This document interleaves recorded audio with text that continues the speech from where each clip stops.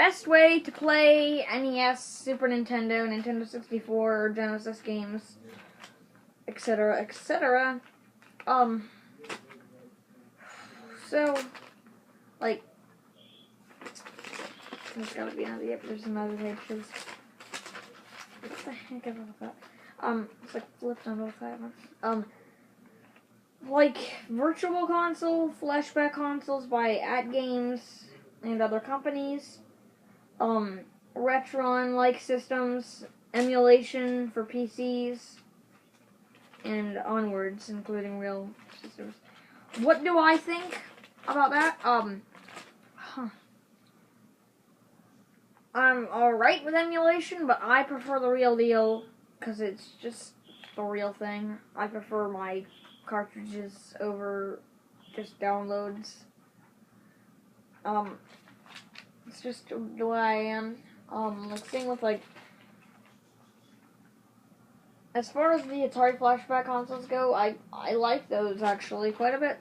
Same with the Intellivision and ColecoVision flashbacks, I have those too.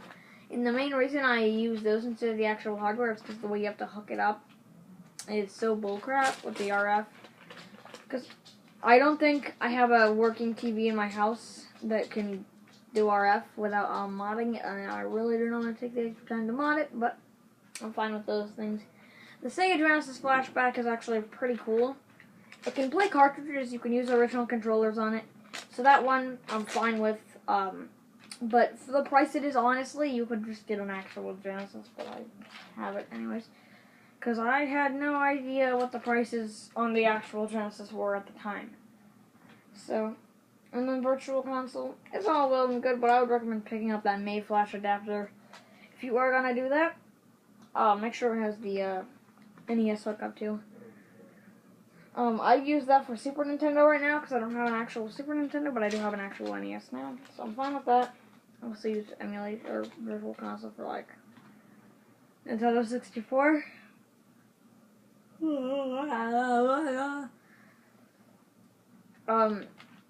So yeah, and then PC emulation is just not my thing. I just don't use it. And then last, but definitely not least, is like the Retron consoles, which are not actually the faithful thing. They're using emulation. I'm gonna move this up because I want to kind of sit down. Alright. But yeah, emulation through Retron is okay. They're not that expensive. So yeah.